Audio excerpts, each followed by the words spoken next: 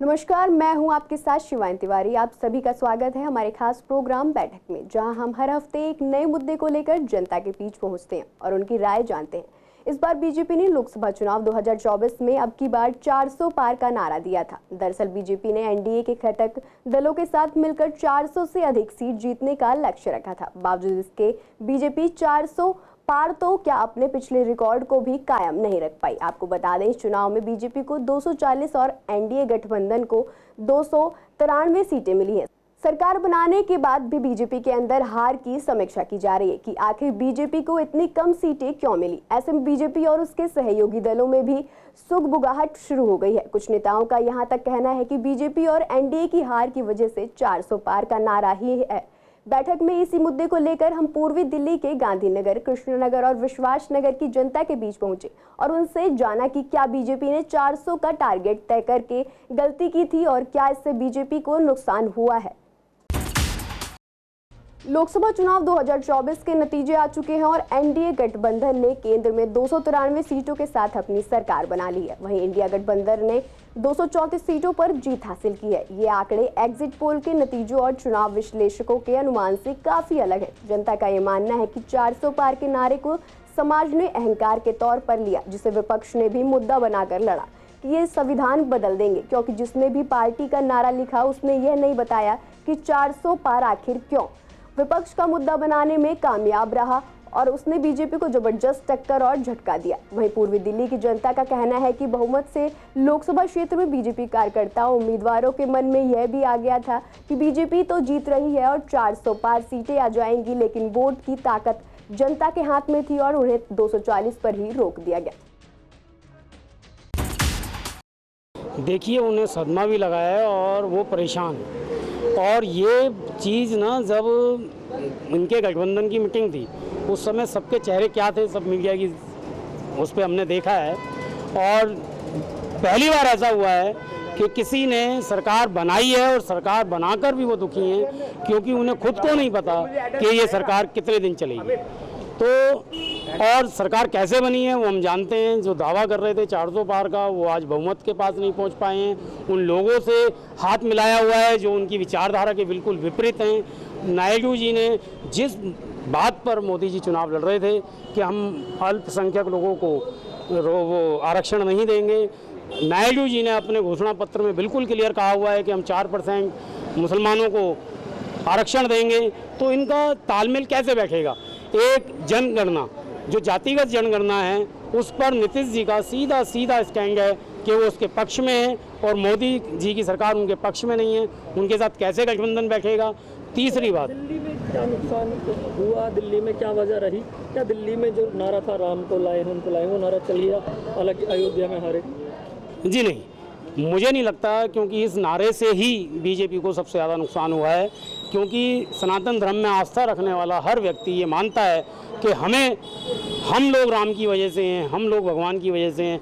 हमें जो धरती पे लाया गया है वो राम जी की आशीर्वाद से लाया गया है। इस धरती पे कोई प्राणी ऐसा नहीं है जो राम जी को ला सके।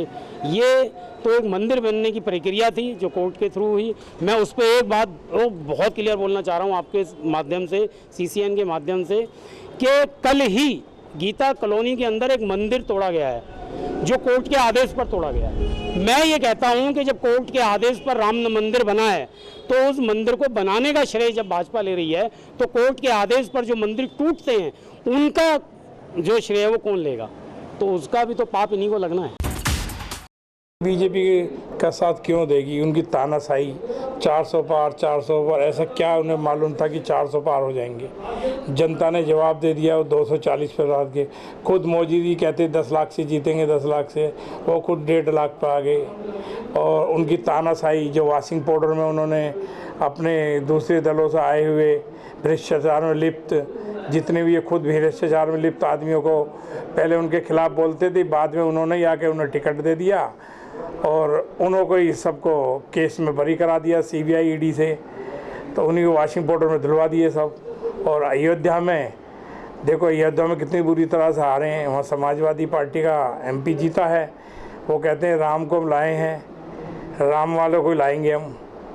ऐसा कभी हुआ? भगवान राम को कोई ला सकता है? कोई नहीं ला सकता। जो सृष्टि के अंदर कण कण में भगवान राम सबके में बसा हुआ है।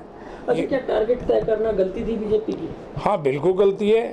ये तानाशाही है कि 400 लाएंगे, 400 में 400 लाएंगे, ये तानाशाही है मोदी जी की। ये तानाशाही प्रजातंत्र में नहीं चलने देंगे। पब्लिक को पता पड़ा, लोगों को पता पड़ा कि ये जो तानाशाही करे संविधान खत्म कर देंगे, इलेक्शन नहीं कराएंगे सब लोगों को। संविधान का नारा सबसे पहले जो निकला ये अयोध्या से ही निकल के आया, वहाँ के जो प्रत्याशी उन्होंने दिया, इसका कितना असर पड़ा? हाँ असर पड़ा है। इसमें जो हमारे SC ST OBC उन्होंने जवाब दिया है कि भाई तुम आरक्षण ख़त्म करो, जो संविधान में बाबा साहब ने लिख दिया उसको आप संविधान को ख़त्म करने के चक्कर में 400 पार अलग से अमेंडमेंट लाएंगे जैसे दूसरे विदेशी देशों में होता है। मोदी जी की तानाशाही वही करना चाहते हैं जैसे दूसरे विदेशों में होता है। नहीं यहाँ भी नहीं। देखो पहले 2-2, 3-3 लाख वोटों से जीतते थे, तो अब के तो वो कोई 20,000 से जीता है, कोई 10,000 से 20,000 जीता है। ये कोई जीत में जीत थोड़ी। कुछ हमारे भी जो आम पार्टी के MP लड़ा रहे थे वो थोड़े कैंडिडेट भी हमारे नए थे और इतना तजुर्बा भी नहीं था, और इसलिए थोड़ा सा फ़र्क पड़ा। नहीं तो मोदी जी 7 सीट नहीं जीत पाते। देश ने भी देखा 400 पार क्यों चाहिए था, क्यों मांग रहे थे, लेकिन जनता ने भी संविधान को बचाने के लिए वोट डाला और आज 240 पे भाजपा को रोका। और 400 सीटों को करना क्या, जब सरकार 273 सीटों पे बन रही है, 400 सीट लेके क्या करेंगे? क्योंकि उन्हें बड़े बड़े कारनामे करने हैं, देश की जनता को परेशान करना है, नए नए कानून बनाने हैं जिससे उनके पूंजीपतियों को फ़ायदा हो सके, उनके दोस्तों को फ़ायदा। किस प्रकार से उनके दोस्तों को, जो उनके अडानी हैं, अंबानी हैं, आज किस प्रकार से आप देखो उन्हीं को एशिया का सबसे बड़ा आदमी उन्होंने बना दिया। 4 तारीख को चुनाव से पहले एशिया का सबसे बड़ा आदमी बनाने अडानी जी को बना दिया था, और अगले ही दिन शेयर कैसे गिरा था। तो सब उनके हाथ में है। उन्होंने कैसे जनता का बेवकूफ़ पैसा बर्बाद, 10 लाख करोड़ का नुकसान देश की जनता को हुआ। तो ये मोदी जी कुछ भी कर सकते हैं। और 400 पार अब दोबारा शायद नए बोलेंगे। अब की बार तो 240 पर रुक गए, अगली बार 140 पे आएंगे। जी बिल्कुल नुकसान दिया है जी। टारगेट हमने 400 का टारगेट दिया, तो लोगों ने, जितने भी इंडिया गठबंधन के लिए साथी थे, सबने अपने अपने क्षेत्र में मेहनत करी। और आज आप देखिए यूपी के अंदर जहाँ उन्होंने राम मंदिर के, राम के नाम पर वोट मांगा, राम ने ही ने नकार दिया। जहाँ जहाँ राम का नाम है वहाँ से भाजपा हारी है। क्या बीजेपी को बहुमत ना मिलना इस बार झटका है? बहुत बड़ा झटका है। आज देखो कितने लोगों का पत्ता साफ करेंगे। अभी सुनने में आ रहा है कि योगी जी का बहुत जल्द ये CM पद से हटाने वाले हैं, सुनने में आया है। बाकी देखते हैं क्या होता है। दिल्ली के अंदर देखो जनता है, जनता ने अपने सोच विचार से वोट डाला, लेकिन हम शुक्रिया अदा करने जाएंगे कि हमारी पिछली बार हमें 2 लाख वोट मिले थे, इस बार हमें 5,70,000 वोट मिला है। तो जनता ने वोट तो किया है, हमें ऐसी बात नहीं है। 90,000 वोटों से हमारे हैं। अगली बार देखेंगे, अगली बार हम जीत के आएंगे। बीजेपी हमेशा झूठ ही बोलती आई है। 400 पार कह ले, 600 पार कह ले, वो सब बेकार झूठ है। सारा झूठ ही झूठ, ऊपर से नीचे तक रहता है उनका। कभी भी उन्होंने ये नहीं करा, सिर्फ जुमलेबाजी दिखाते हैं, दूसरे बंदों को डिस्टर्ब करते हैं। अपना काम से काम कभी किया ही नहीं उन्होंने। अभी छोटी छोटी दिक्कतें पानी की आ रही हैं। अब 7 सीटें तुम जीत चुके हो, अब पब्लिक के आगे बीच में आओ, देखो क्या पब्लिक को परेशानी है। ना पहले आए कभी पब्लिक के बीच में, ना अब आए ये, ना ये आएंगे कभी, क्योंकि ये पब्लिक को ही गुमराह करना जानते हैं और कुछ नहीं। बीजेपी को जो बहुमत नहीं मिला है उनके अपने कुकर्मों से नहीं मिला है, और अहंकार तो रावण का भी नहीं रहा। उन्हें बड़ा अहंकार था कि हमारे 400 पार आएंगी, तो वो 400 क्या, वो तो बहुमत को भी तरस गए हैं। और उसके बाद जिस प्रकार से दिल्ली की जनता की अनदेखी की जा रही है, अब की आने वाले विधानसभा चुनाव में जनता इन दोनों दलों को जबरदस्त सबक सिखाएगी। और कांग्रेस पार्टी जो शीला दीक्षित जी का दौर था, दोबारा उस दौर को लेकर के दिल्ली में आएगी। जैसे कार्यकलाप इनके 10 साल के अंदर रहे हैं भारतीय जनता पार्टी के, ये कहते हैं कि हम देश की एकता और अखंडता बनाए रखेंगे, अक्षुण्ण रखेंगे, लेकिन देश की एकता और अखंडता को तो इन्होंने खंडित कर दिया। आज जो सत्ता के अंदर जो भारतीय जनता पार्टी की सरकार बैठी है, 10 साल में इनके अंदर इतना घमंड हो गया है, देश के गरीब लोगों को अक्षुण्ण समझने लगे, कमजोर समझने लगे। रही पानी की बात, इनके अंदर इतना घमंड हो गया कि जो देश की जनता, गरीब के लोग, दलित वर्ग के लोगों को और SC ST वर्ग को, सबको कुछ समझते नहीं थे। राम सभी के हैं, एक उनके अकेले के नहीं है। मैं है 400 पार का नारा नहीं, 400 के लिए बोला गया। हाँ। वो नुकसान दिया है बीजेपी को। हाँ जी, 400 पार का नारा पूरा दिया। इनके अंदर एक अहम और घमंड पैदा हो गया था कि हमने इतना काम किया कुछ नहीं। भाई को भाई से लड़ाया, देश की एकता और अखंडता को खतरा पैदा करा। आज देश के अंदर ये क्या है, सबका साथ सबका विकास। अगर मैं एक ऐसी बात बोल दूंगा, सबका साथ और विकास तो घर से ही चलता है। जब आप अपने घर में ही साथ नहीं हो तो बाहर कैसे साथ हो सकते हो। और दूसरा जो इनके अंदर जो घमंड था ना, हर पार्टी के हर बुद्धिजीवी को, हर समाज सेवी को आपने कुछ समझा ही नहीं, और आपने समझा हम ही हम हैं। देश की जनता को कुछ नहीं, और राम को कुछ नहीं समझा। इन्होंने राम को भी कुछ नहीं समझा, भगवान को कुछ नहीं समझा। हाँ, यही जो कारण है ना, इसी कारण। और पानी की बात कहूँ, HKL भगत के टाइम में समय में हमारे यहाँ वो गंगा जी का पानी लेकर आए थे। 400 में से अंक प्राप्त हुए 240। नेचुरल ओवर कॉन्फिडेंस का शिकार हो गए ये लोग, रोड पे आए नहीं। ये सिर्फ फेसबुक और सोशल मीडिया और ट्विटर के होके रह गए हैं। आम जनता की जो तकलीफ है उसके लिए सड़कों पर आना पड़ता है, लोगों से मिलना पड़ता है। संगठन इनका इस बार बिखर चुका था और उसका नतीजा आप सबने देखा। दिल्ली में आप बोलेंगे कि 7-0 आ गए, यहाँ पे आप मेरे से सवाल पूछें 7-0 क्या है? पिछली बार का वोट शेयर देखिए, इस बार का वोट शेयर देखिए, कितना अंतर पड़ चुका है। राम का नारा इधर कामयाब नहीं करेगा, क्योंकि इधर भैया अपनी राम जी सबके हैं। देखिए राम जी 2014 में भी हमारे, 2024 में भी हमारे। अच्छी बात है, इन्होंने, हम ये बोलेंगे कि भगवान राम जो 550 साल से मंदिर का वेट कर रहे थे वो बना, सबके लिए बना, हम सबके लिए बना। लेकिन हम दिल्ली की बात करते हैं, दिल्ली की आम समस्याएं इतनी ज़्यादा बढ़ चुकी हैं पिछले 10 सालों में, जिसका कोई भी सॉल्यूशन ये लोग नहीं दे पा रहे हैं। दिल्ली में लॉ एंड ऑर्डर भी थोड़ा सा बिगड़ चुका है। आप ये नहीं कहेंगे कि लॉ एंड ऑर्डर पे समस्याएं नहीं है। दिल्ली में पानी की समस्या को लेके आप तो ये तो वर्ल्ड फेमस हो गए, सुप्रीम कोर्ट को डायरेक्ट इंटरफेयर करना पड़ता है। आप ये लगा लीजिए, अगर आप थोड़ा सा कानून जानते हो, थोड़ा संविधान जानते हो, तो पानी एक राज्य के मुद्दा और उसमें सुप्रीम कोर्ट ही उसमें इंटरफेयर कर सकती है। हिमाचल कहती है मैंने 137 क्यूसेक पानी छोड़ा। मुनक नहर शीला दीक्षित के समय पर बनी, और लेकिन आज इन पे सुरक्षा तक नहीं हो रही। इनका सारा टैंकर माफिया उस जल को उठा के ले जाता है। आप इस चीज़ को क्या जवाब देंगे, ये बताइए। मैं CCN के माध्यम से ये बताना चाहता हूं, ताकि ये बहरी जो सरकार हो चुकी है, एक तो सरकार के सबसे बड़ी बात है हमारे CM जो जेल में बैठ के, कभी आपने सुना है महाभारत के समय पर धृतराष्ट्र जी को क्यों नहीं राजा बनने दिया था महात्मा विदुर ने, कि कोई अंधा कैसे सरकार चला सकता है, कैसे राजा हो सकता है। ये जेल में बैठ के आम जनता की तकलीफ को समझेंगे कैसे? अब इनको दूसरा बंदा अपने हिसाब से बताएगा ना। आदरणीय केजरीवाल जी को हम चाहेंगे कि वो इस्तीफा दें, उसकी जगह चाहे इनके कोई भी नुमाइंदा है, वो कम से कम लोगों से मिलेगा तो सही। लेकिन इन्हें इतना घमंड है कि ये उस पोस्ट को छोड़ना ही नहीं चाहते। आप ये देखिए कि 400 पार का जो नारा लगा था, ये एक सोची समझी रणनीति का हिस्सा था। खुद नरेंद्र मोदी को, RSS को, अमित शाह को जी को पता थी कि हम 180 से ऊपर नहीं आ रहे हैं। उन्होंने पूरे विपक्ष को 400 पार न करने पे लगा दिया, बजाय 272 का आंकड़ा पार करने के। उन्हें खुद पता था हम 180 ऊपर नहीं आ रहे हैं। ये 400 का नारा एक माहौल बनाने की कोशिश की गई थी, जमीन पे, धरातल पे। इनको खुद पता था कि हम 180 ऊपर नहीं जा रहे हैं। और आज भी अगर आप देखेंगे उत्तर प्रदेश की और बिहार की सीटों का हाल देखेंगे, तो आज भी 50 सीट नीचे हैं। 240 में 50 घटा सकते हैं। अभी नुकसान हुआ नहीं है। नुकसान का आज देख रहे हो कि ये नुकसान क्यों हुआ है। एक तो बड़पोला बंद कि राम मंदिर हमने बनाया, सबसे बड़ा ये हुआ। राम को इन्होंने बनाया, राम के नाम से ये आए, सबसे पहले तो ये लगा। और इनका अहंकार जो आज आपको दिख रहा है कि इस क्षेत्र में लोगों के जो काम नहीं होंगे, तो इसी तरह से इनका बेहाल होगा और इससे भी ज़्यादा होगा, क्योंकि पूरी त्राही हो रही है, अब भी ये सुधर रही नहीं है।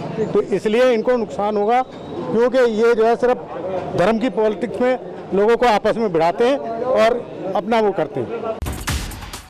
ये नुकसान तो इनको इतना बहुत दिया है कि एक एक जनता, गरीब आदमियों ने, सभी ने इनको न दिखा दिया कि 400 पार का जो इन्होंने नारा जो दिया था, इनको एक 240 पे लाके खड़ा कर दिया। और इससे 240 पे लाके खड़ा करने का मतलब ये हो गया कि इनको अपना घमंड था, इनका सारा घमंड चूर हो गया।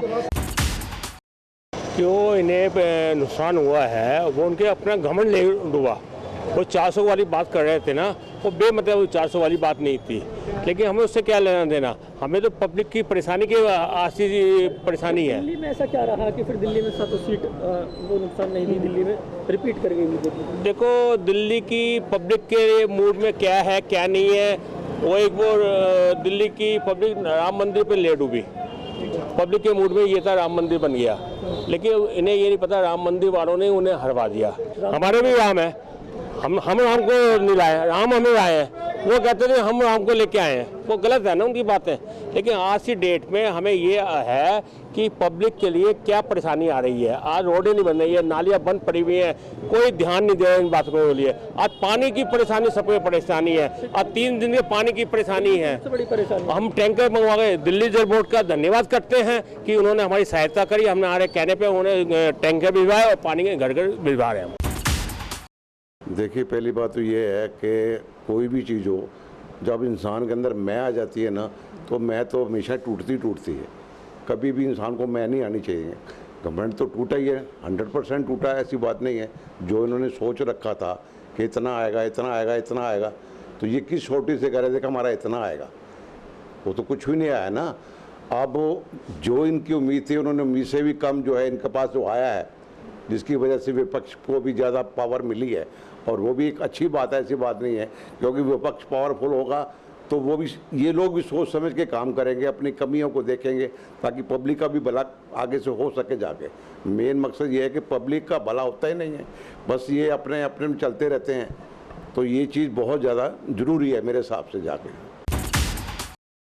देखिए जी, बात ऐसी है, बीजेपी जो बोल रही थी 400 पार, जब उन्होंने संघ का विरोध किया, संघ को अलग कर दिया, तो हार तो निश्चित हो गई उनकी, कि उनको खड़ा करने वाले ही संघ वाले थे।